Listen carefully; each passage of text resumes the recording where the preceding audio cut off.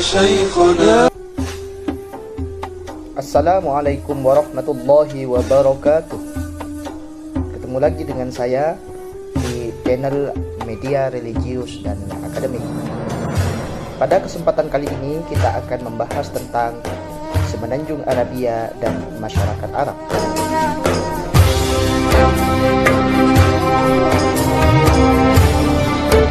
Semenanjung Arabia terletak di satu lokasi yang sangat strategis. Bentuknya memanjang dan tidak segi empat. Ke sebelah utara, kita akan mendapati daerah Palestina dan daerah Syam. Dan ke sebelah timur akan dijumpai daerah Hira, Dajlah atau Tigris, Eufrat, serta Teluk Arab atau yang kita sebut dengan Persia. Ke sebelah selatan terdapat Samudra Hindia dan Teluk Aden. Dan ke sebelah barat terdapat Laut Merah. Demikianlah semenanjung ini dilingkari oleh lautan dan padang pasir. Pada abad ke-5 dan abad ke-6 Masehi, Semenanjung Arabia terletak antara dua kekuatan besar pada masanya, yaitu Kerajaan Persia dan Kerajaan Romawi. Pada masa kini, Semenanjung atau Jazirah Arabia itu merupakan jalur yang cukup penting untuk menghubungkan antara Asia, Afrika, dan Eropa.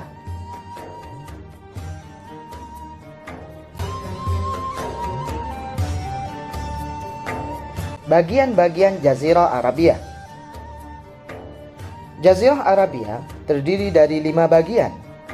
Yang pertama adalah Hijaz, yakni daerah yang membentang antara Ailah atau Aqabah sampai ke Yaman. 2. Daerah Yaman. Wilayah Yaman berbatasan dengan Laut Arab di sebelah selatan, Teluk Aden dan Laut Merah di sebelah barat, Oman di sebelah timur, dan Hijaz di sebelah utara. Yang nomor 3 adalah Tihamah, yaitu daerah dataran rendah sepanjang pantai Laut Merah. Yang nomor 4 adalah daerah Najd, yakni wilayah tinggi yang membentang di pegunungan Hijaz menuju ke timur hingga padang pasir Bahrain. Yang nomor 5 adalah daerah Yamamah, yakni yang berhubungan dengan Bahrain di arah timur dan Hijaz di arah barat. Hijaz adalah daerah Jazirah Arabia yang paling subur. Di wilayah ini ditemukan pegunungan yang tingginya ada yang mencapai 1000 meter. Tapi ada juga yang hanya 200 meter, yang lebih pantas dinamai sebagai bukit. Kendati di daerah ini terdapat banyak tumpukan pasir, tetapi terdapat juga banyak dataran-dataran tinggi yang cukup subur. Antara lain karena adanya sumur, mata air, dan telaga-telaga sehingga tumbuh di sekitarnya sekian jenis tumbuhan dan rerumputan. Di sekelilingnya terdapat kampung-kampung yang dikelilingi oleh benteng-benteng yang menghalangi mereka dari serangan musuh. Kondisi ini menjadikan Hijaz relatif lebih maju ketimbang wilayah-wilayah lainnya. Sungguh tepat jika dikatakan bahwa ciri umum Jazirah Arabia adalah daerah yang gersang karena faktor geografis dan faktor geologis. Sehingga faktor geografis dan faktor geologis ini menjadikan mayoritas daerah penduduknya adalah daerah miskin. Dan pola hidup dari masyarakat ini menganut sistem nomaden, berpindah dari satu tempat ke tempat yang lain. Namun keadaan demikian tidak lantas menjadikan penghalang bagi masyarakat Jazirah Arabia, terutama daerah Hijaz, untuk melahirkan masyarakat yang berperadaban yang sejajar dengan masyarakat yang berperadaban di belahan dunia. Meskipun kondisi hidup yang seperti ini mendorong mereka untuk berperang dan bersaing antar suku. Adapun faktor yang terpenting buat mereka hidup di daerah ini adalah adanya air, yang merupakan sumber dari kehidupan.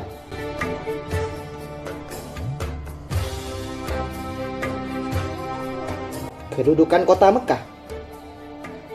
Adapun kota-kota yang terpenting di daerah Hijaz, yang pertama adalah Mekah, yang nomor dua adalah Yathrib, yang kemudian bernama Madinah, yang nomor tiga adalah Taif, yang nomor empat adalah Jeddah.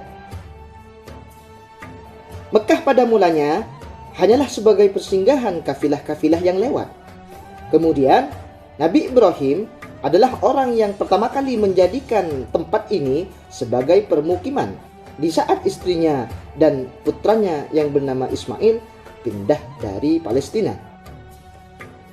Qusay adalah satu-satu kakek dari Nabi Muhammad SAW yang nomor 4, yang berjasa menjadikan Mekah sebagai tempat permukiman masyarakat melalui upayanya menghimpun sukunya untuk bermukim di sana tanpa menghalangi suku-suku lain untuk bermukim. Qusay menetapkan bahwa semakin tinggi kedudukan satu suku, maka semakin berhak anggotanya untuk mendiami lokasi terdekat ke Ka'bah. Karena itulah suku Quraisy menempati lokasi-lokasi tersebut, yakni lokasi yang paling dekat dengan Ka'bah. Mekah merupakan wilayah suci. Di sana ada tanda-tanda yang merupakan petunjuk tentang batas-batas suci itu. Karena kesucian dan kewajiban menghormatinya, ia dinamai tanah haram, sehingga di wilayah itu tidak diperkenankan pertumpahan darah atau gangguan atau penganiayaan baik terhadap manusia, binatang, bahkan tumbuh-tumbuhan. Ketetapan ini diyakini oleh masyarakat Arab sebelum kehadiran Islam dan oleh seluruh kaum muslim setelah kedatangan Islam, berdasarkan ketetapan Allah melalui Nabi Ibrahim yang kemudian dikukuhkan oleh Nabi Muhammad SAW, sehingga ketetapan tersebut berlaku sepanjang masa. Adapun ayat-ayat Al-Quran yang menyebutkan tentang keistimewaan kota-kota Mekah, yang pertama terdapat di surah Ali Imran ayat ke-96. Sesungguhnya rumah yang pertama dibangun untuk dijadikan tempat beribadah manusia ialah daerah Bakkah atau Mekah yang diberkahi dan menjadi petunjuk bagi semua manusia. Kota Mekah juga dinamai Ummul Qura, sebagaimana dalam Al-Quran surah Al-An'am ayat 92. Dan Al-Quran adalah kitab yang telah kami turunkan yang diberkahi, membenarkan kitab-kitab yang diturunkan sebelumnya, dan agar mereka memberi peringatan kepada penduduk Ummul Qura atau Mekah dan siapapun yang ada di sekelilingnya. Kendati kota Mekah merupakan kota suci yang wajib dihormati, tetapi ia tidak dapat menyaingi kota-kota Jazirah Arabiah lainnya karena masalah kegersangan yang tadi. Seandainya tidak ada Ka'bah yang diagungkan oleh seluruh masyarakat Arab, maka Mekah tidak akan diperhitungkan.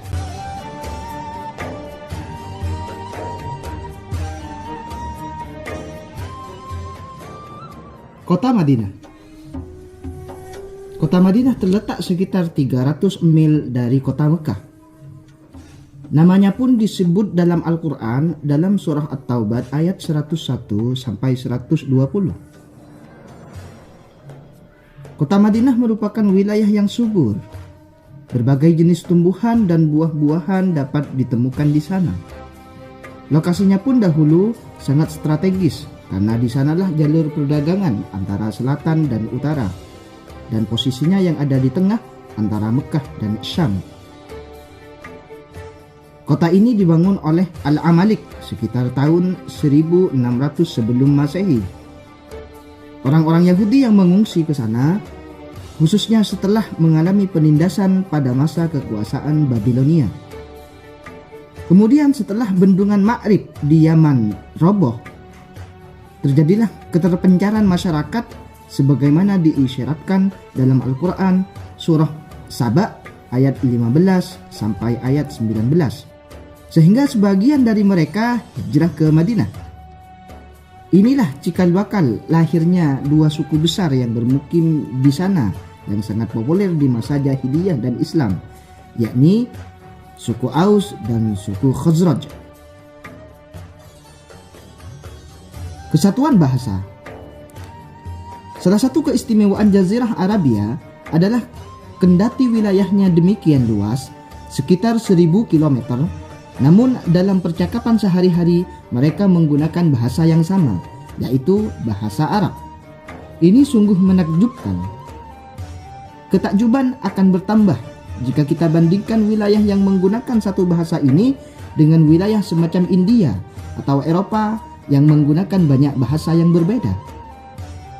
Masyarakat Indonesia pun sebelum kemerdekaan masih menggunakan puluhan bahasa daerah.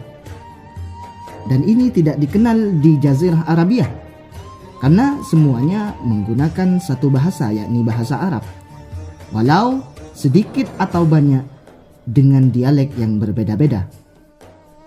Bahasa Arab itu sangatlah unik sekali. Keunikannya terlihat antara lain pada kekayaannya. Bukan saja pada kemampuannya menetapkan feminim dan maskulin, dan pada bilangannya yaitu tunggal, dual, dan plural, tetapi juga pada kekayaan kosakata dan sinonimnya. Sementara pakar berpendapat bahwa terdapat sekitar 25 juta kosakata dalam bahasa Arab. Menurut pengarang Kamus Al-Muhit, Muhammad bin Ya'qub Al-Fairuz-Zabadi, terdapat 80 sinonim kata asalun yang berarti madu. Sementara yang menunjukkan kepada aneka macam pedang ditemukan sebanyak kurang lebih 1000 kosakata.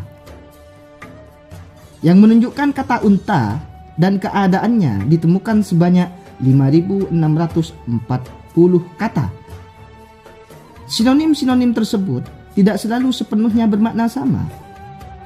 Seperti contoh kata jalasa dan kata qa'ada. Keduanya sama diterjemahkan dengan duduk, tetapi penggunaannya sangatlah berbeda. Jika lawan bicara Anda berdiri dan Anda mengharapkannya untuk duduk, maka Anda keliru jika menggunakan bentuk perintah dari kata jalasa. Karena kata ini digunakan untuk memerintahkan orang yang sedang berbaring agar ia duduk. Seharusnya yang diucapkan adalah bentuk perintah dari kata qa'ada. Inilah salah satu sebab mengapa tuntunan Allah disampaikan dalam bahasa Arab yang sangat unik dan sangat kaya. Masyarakat Arab masa lalu sangatlah mahir menggunakan bahasa mereka dengan tepat dan dengan baik. Bahkan tidak jarang di antara mereka ada yang mengucapkan kalimat-kalimat bersajak atau syair-syair secara spontanitas. Syair-syair yang istimewa kemudian mereka gantung di dinding Ka'bah dan mereka menyebutnya sebagai syair-syair al-mu'allaqat. Syair-syair berfungsi antara lain sebagai media yang dapat memuji seseorang atau melecehkannya. Karena syair yang indah segera menyebar kemana-mana serupa dengan fungsi koran atau majalah dan televisi dewasa ini. Di sisi lain, karena umumnya mereka tidak pandai membaca dan menulis, maka mereka dapat mengandalkan hafalannya. Kemampuan mereka sangat mengagumkan, dan ini berperan besar dalam memelihara keotentikan ayat-ayat Al-Quran. Qulubuhum masahifuhum yusabbihuna Allah ala kulli shiddatin wa rakha'in wa yasuffuna fil qitali kasufufihim fis salah. Yang artinya, kalbu mereka adalah lembaran kertas atau ibarat lembaran buku. Mereka bertasbih menyucikan Allah pada setiap kesulitan atau kelapangan. Dan mereka berbaris dalam solat sebagaimana barisan mereka dalam peperangan. Demikianlah pengakuan dari pakar hadis yang bernama Abdul Razzaq melalui Ka'ab al-Ahbar. Terlepas dari benar tidaknya riwayat tersebut, kenyataan menunjukkan bahwa memanglah masyarakat Arab memiliki kemampuan menghafal yang berlanjut hingga kini, khususnya masyarakat Arab di pedesaan. Fanatisme suku dan kepatuhan kepada kepala suku. Masyarakat Arab bertumpu pada kabilah atau suku-suku. Ini berlaku walau ada di daerah-daerah yang telah memiliki kepemerintahan atau kerajaan yang terpusat, seperti halnya di Yaman atau kerajaan Ghassaniyah atau di daerah Hira. Kesukuan itu diikat oleh pertalian darah atau keturunan, dan atas dasarnya terbentuklah kelompok masyarakat yang kemudian mengikatkan diri mereka dengan tradisi masing-masing serta sangat ketat memeliharanya.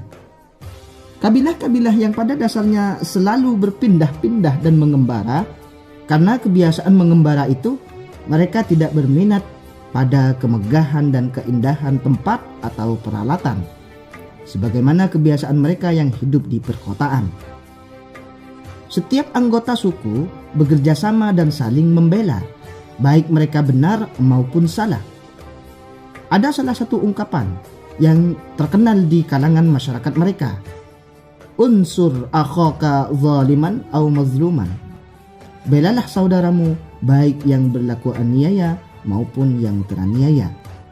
Setiap kabilah dipimpin oleh seorang yang memperoleh kedudukan itu atas dasar kelebihannya, keberanian, kepribadian, serta keluhuran budinya. Karena itulah, kepemimpinan tersebut tidak selalu diwarisi oleh anak kepala suku, kecuali kalau ia pun memumpuni dan bisa melaksanakan tugasnya dengan baik. Tugas kepala suku di samping mempunyai hak-hak moral yang antara lain menjadikannya memperoleh penghormatan dan kepatuhan, dia juga memiliki hak-hak material seperti mirba, yaitu seperempat dari harta rampasan perang, as-safaya, yakni kewenangan memilih untuk dirinya rampasan perang sebelum dibagi, an-nasyitah, yakni apa yang diperoleh dari musuh sebelum peperangan, dan al-fudul, yakni barang-barang yang tidak dapat terbagi. Tetapi di balik keistimewaan itu semua, para kepala suku memiliki kewajiban menyediakan makanan untuk para tamu dan delegasi suku-suku yang berkunjung, membantu para musafir dan orang yang lemah, melindungi yang teraniaya, dan tampil paling depan dalam peperangan, perundingan, dan perdamaian. Macam-macam hubungan dan pembagian jabatan dan tugas kepala suku. Tugas-tugas dan peringkat dalam sebuah suku. Yang pertama adalah putra-putri yang memiliki persamaan darah dan keturunan. Yang nomor dua adalah al-mawali, yaitu orang-orang Arab yang merdeka dan bergabung dengan suku lain karena adanya perjanjian, atau kebertetanggaan atau yang tadinya budak lalu memperoleh kemerdekaan. Ketiga adalah hamba sahaya, yaitu yang diperoleh melalui tawanan perang atau yang diperjualbelikan di pasar. Secara umum, mereka ini hidup dalam kesulitan dan penderitaan. Ada sekitar 15 jabatan yang diemban oleh para pengelola Mekah ketika itu. Salah satunya adalah as-sadanah atau al-hijabah. Tugas ini mengemban memegang kunci Ka'bah. Dia yang bertugas memberi izin membukanya dan dia juga yang berwenang menutupnya. Tidak ada yang dapat masuk ke dalam Ka'bah kecuali atas izinnya. Yang nomor dua adalah as-siqayah. Yang mengembannya berkewajiban menyiapkan air khususnya bagi mereka yang berkunjung untuk melaksanakan ibadah haji. Kemudian ar-rafadah, yaitu penyiapan makanan khususnya bagi fakir miskin yang melaksanakan ibadah haji. Kemudian yang nomor 4 adalah al-imarah. Pengembannya bertanggung jawab atas kehormatan Ka'bah agar tidak seorang pun yang berucap tidak wajar, cabul, bertengkar atau mengeraskan suara di sekitar Ka'bah. Kemudian yang nomor 5 adalah Darun Nadwah. Ini adalah tempat pertemuan para tokoh masyarakat guna menyelesaikan aneka persoalan penting. Ibaratnya bila masa sekarang seperti balai kota, balai desa, ataupun istana presiden. Kemudian yang nomor 6 adalah al-liwa, yang bertugas memimpin pasukan dalam perang dan menetapkan kebijakan perang atau damai. Kemudian yang nomor 7 adalah al-ishnaq, yang bertugas mengganti diat atau ganti rugi bagi para korban atau keluarganya akibat sebuah penganiayaan. Kemudian al-hukumah, yang bertugas melerai perselisihan dan bertugas menetapkan sengketa. Kemudian yang terakhir adalah as-safarah, yang menangani urusan luar suku dan menjadi semacam utusan khusus. Itulah sekilas tentang Jazirah Arabia sebelum lahirnya Nabi Muhammad SAW. Sekian, semoga bermanfaat dan berbarokah. Assalamualaikum warahmatullahi wabarakatuh.